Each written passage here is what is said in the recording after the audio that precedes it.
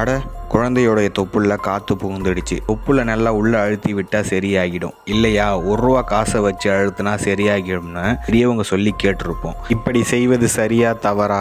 குழந்தை பிறந்தவுடன் அதன் தொப்புள் கொடி துண்டிக்கப்படும். இந்த இடத்தில் காயம் சரியாகி உருவாகும் தழும்பே தொப்புள். ஆனால் சில குழந்தைகள் குறைப்பிரசவத்தாலோ உடல் எடை குறைபாட்டாலோ வயிற்றின் லீனியா ஆல்பா என்ற நடுப்பகுதி பலவீனமாக இருக்கும். இந்த பலவீனத்தால் வயிற்றில் உள்ளே ஏற்படும் அழுத்தத்தை தாங்க முடியாமல் தொப்புள் பகுதியை வெளியே உப்ப ஆரம்பிக்கும். இது குழந்தை அழும்போதும் இரும்பும் போதும் இன்னும் அதிகமாகும். இது ஓரிரு வருடங்களுக்குள்ளேயே வயிற்று பகுதி பலம் பெற்று சரியாகிடும். அதனால அவசரப்பட்டு தொப்புளை அழுத்துவது, காசு வச்சு கட்டுவது தேவையில்லாத ஒன்று. ஆனா இந்த தவறை செஞ்சீங்கன்னா குழந்தைக்கு அங்கு வலி ஏற்பட்டு செரிமான பிரச்சனை உண்டாகும். உடல் பகுதி சுருண்டு சிக்கி கொள்ளும். இதை ஸ்ட்ராங்குலேட்டட் ஹெர்னியான்னு இங்கிலீஷ்ல சொல்லுவாங்க.